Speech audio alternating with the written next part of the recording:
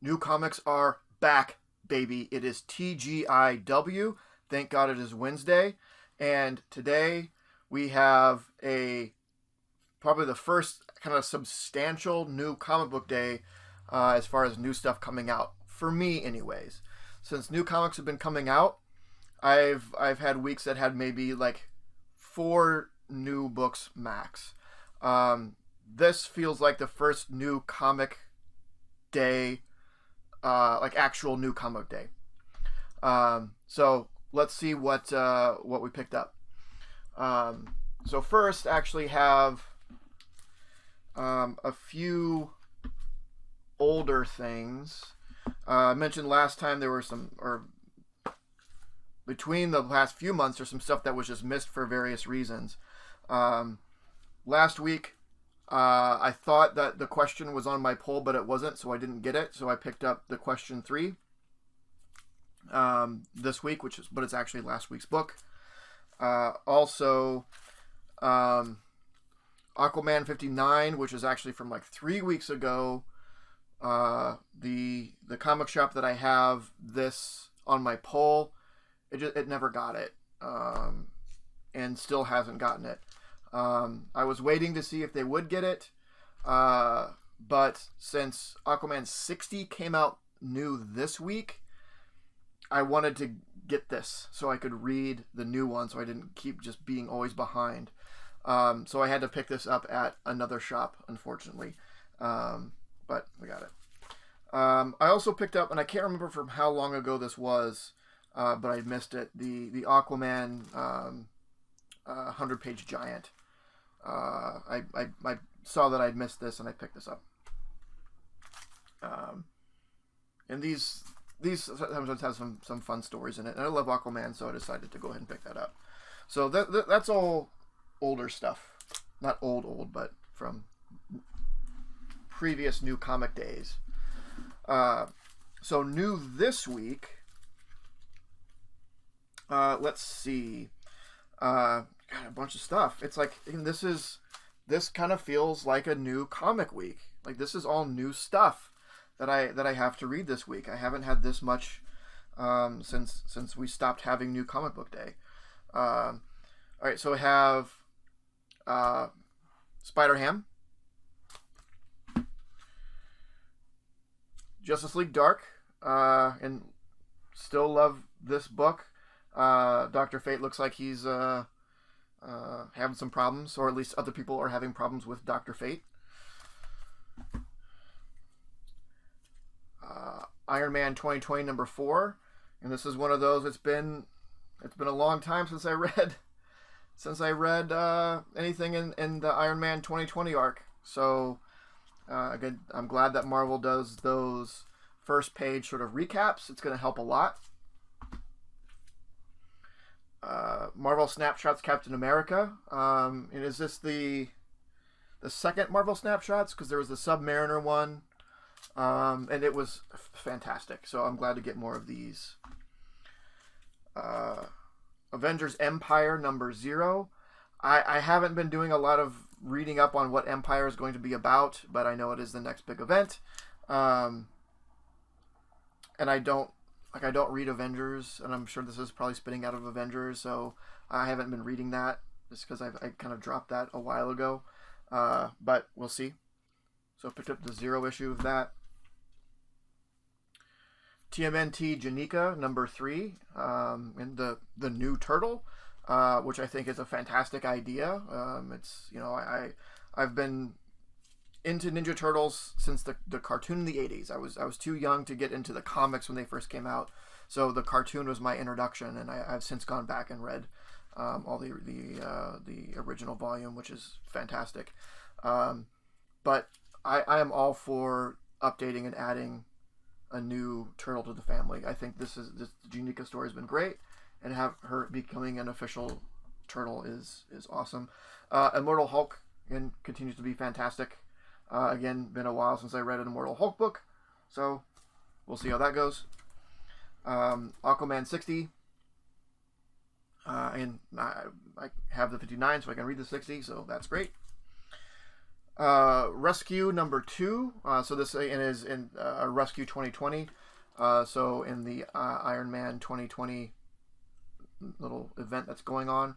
I was surprised to see this. I had thought that I heard that for some books, Marvel was going to do digital only, and I thought this was one of them, which was weird because it was like there's this miniseries, and the first 1 or 2 issues have come out in physical form, but the rest of them are going to be digital only. Maybe they rolled back on that. I don't know, because I thought this was going to be digital only, but here it is, and right in front of us. Batman number 93. So getting ramped up for the Joker War event. Joker's on the cover of this, so must be coming to being sort of imminent now.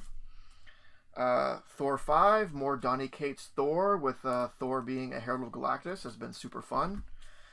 The proper TMNT title. So this is, all the old Hob has turned a large chunk of the city into mutants, and now they're just kind of cornered off in their own area and trying to figure stuff out. It's been a lot of fun. The penultimate issue to Jimmy Olsen. Again, I don't have any more to say on this. Right? It's the best new book on shelves right now. And Batman: The Smile Killer, which is the follow up to it was Lemire's Joker Killer Smile. It's just 1 issue, but it's a follow up to that, so I picked that up since I had read Killer Smile. So that's all the new stuff. It feels like an actual new comic book day, instead of like, here's 1, 2, 3 issues that are new, at least for me. And I have a healthy amount of stuff on my pull, so for me only to get a small amount of issues on a new comic book day is kind of a shock. So this is starting to feel a little bit better now. There were some other things that I picked up. I thought this was a good pickup. So this is a 2-pack pop of Blue Beetle and Booster Gold. Since I finished off getting the runs of Blue Beetle and Booster Gold, the first volumes, and I'm currently reading through them. And as we'll see in a second, I'll make my comments on those. So how far I've gotten. But I really wanted to get. I really like the idea of having both these pops, especially these 2 together. So I picked that up. Some of these 2-packs you can get for really cheap. Basically, it was like almost a buy one get one, not buy one get one free. Not quite, but I mean, you get sort of a deal on buying the 2-packs. If they're not like super crazy exclusive rare ones, it is. I also picked up Marvel Age number 97. So this has a preview of issue 1 of Darkhawk. I believe it preceded it by 3 months. By 2 or 3 months. So this came out in February. Darkhawk 1 came out in April.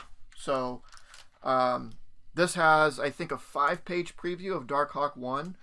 I have this right here. So no. Oh, this is Darkhawk 2. So Darkhawk 1 came out in March, I guess. So maybe just 1 month lead. Anyway, this is considered. This and Darkhawk 1 are both considered to be the first appearance of Darkhawk, which I guess I can understand. I mean, because it's the same content, right? These are just preview pages of Darkhawk 1, so it's the same content. Therefore, they're both the first appearance. This just came out earlier because it's in a preview. But it seems that this one, as far as the first appearance of Darkhawk goes, is the one that has more value to it. Again, I did a video fairly recently about it was called Questionable Keys, of when I talked about these sort of preview things, and should these really count as key issues or first appearances or whatnot. That's left up to, it's debatable. I have my opinions on it. The industry has its own opinions on it, or the collectors have their own. The collectors uh, in a whole have a different opinion on it than I do. But I saw this. It's in great shape. I got it for a good price. I can do a little spot cleaning on it in a press, and it will just be that much better. So, and I love Darkhawk, so I'm glad to have this in my collection. All right, so what did I read last week? Again, only a handful of new books. This I picked off the shelf, A Man Among Ye. So this is the story of, I can't remember her name, but it's the, well, I don't know if this is the true story, but it's the story of a person who actually existed, a female pirate that actually existed.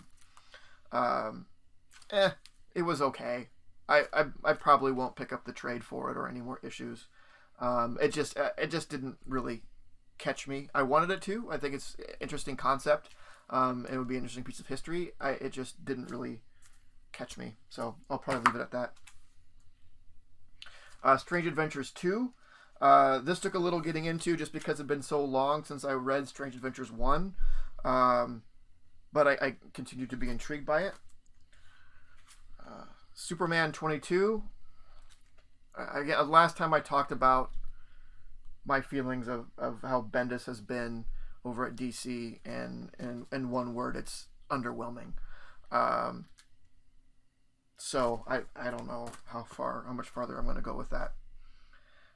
This, however, I think, and I don't know how many people are reading this or how much spec it got or how much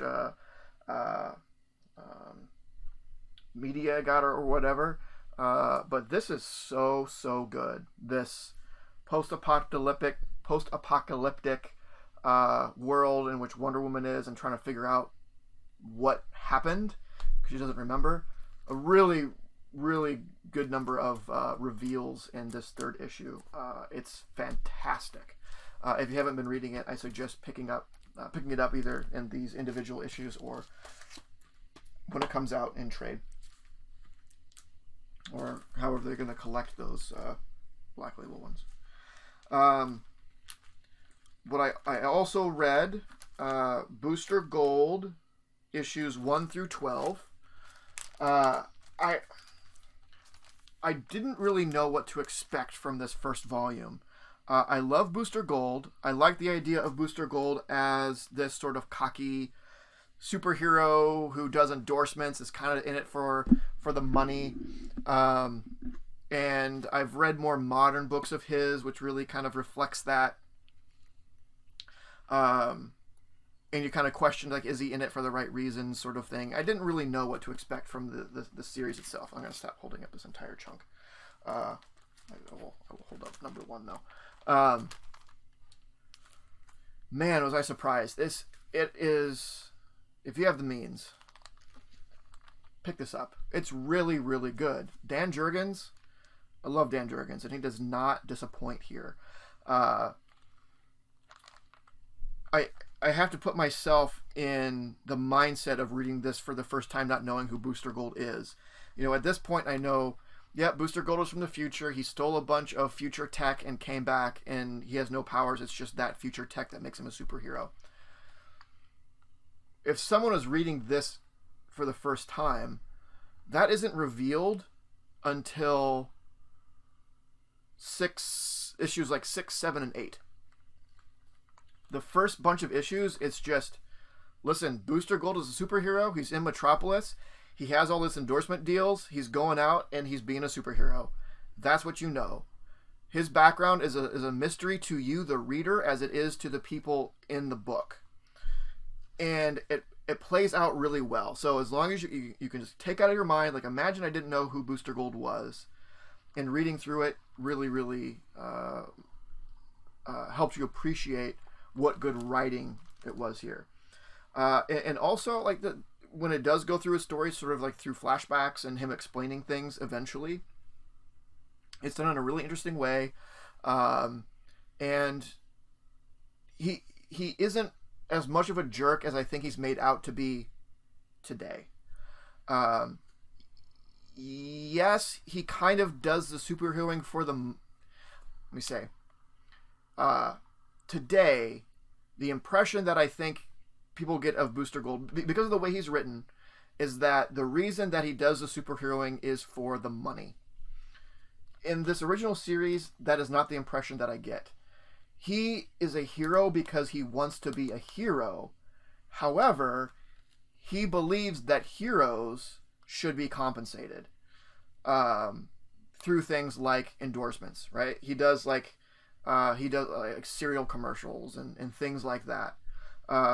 But he generally is a hero because he wants to be a hero. That is his number one. Are the endorsements and becoming rich and the money important to him? Yes, but he's not just about that. That was the biggest surprise I had with Booster Gold, and which makes him that much more endearing in this first volume than some of the modern takes you see on him now. So, again, if you have the ability to read this series, if you can pick it up, or if it is in a collected edition somewhere, please do so.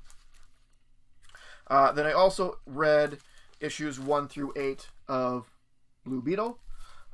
This is also very good. It is not as good as Booster Gold, but it is good. It's very good. It's probably being overshadowed a little bit by me just because of how much I have enjoyed Booster Gold, and I'm reading this at the same time. So when I'm reading this, I'm always looking over like, I want to read more Booster Gold. But it is very, very good. This is where I feel that your series like Booster Gold and Blue Beetle and Ragman and those B and C list characters, this is where DC shines. I'm not as big into their main A list characters, your Supermans and Batman. Like, I like them, don't get me wrong. I just think Marvel, personally, I think Marvel's A list characters are better. Your Spider-Man and Captain America and all those. Personally, I like them more. I don't find DC's A-listers very relatable, whereas Marvel's are. However, DC's lower tier characters are more relatable, and this is the DC that I really enjoy, is their B and C list characters, where they don't feel they have to, overproduce them. They can just tell really good stories, and I'm guessing that's coming from the writers having a little bit more freedom, right? They're probably a little more strict on what are you doing with Superman and Batman versus I don't care what you do with Blue Beetle, right? Just do whatever you want, and that gives more freedom and allows them to make more interesting stories. So this is where, and I'm not saying I like DC's B and C characters more than Marvel's B and C characters. I can't say either way on that, but I can say that I enjoy DC's lower tier characters a lot more than their higher echelon characters. All right. So reading this week will be everything that I bought new, including stuff from the missed new books from weeks past. So I'll read through all of these. Because there are so many newer books, this is kind of sad, I'm not going to have enough time to read as much older stuff. So I'm still going to work through more of Blue Beetle and Booster Gold, but I'm only going to do 4 issues of each. I'm only going to commit to 4 issues of each. Again, as always, if I get more time, I have more issues to read. But I'll commit to issues 9 through 12 of Blue Beetle, and 13 through 16 of Booster Gold. That is the plan. Again, because of all the newer books. And this is weird. I'm used to my older books being stacks like this or bigger, and really working through that backlog that I have. So that might be slowing down a little bit now that new books are a little more prevalent. But anyway, that is it. Please let me know what you got this week. Was this feeling more like a new comic week for you, given the volume of stuff that maybe was there for your own subscriptions or whatever? Let me know what you've got. And And that is it. Like, comment, subscribe, and we'll see you soon. This video was brought to you by Titan Comic Pressing. Follow us on Facebook and Instagram at Titan Comic Pressing LLC.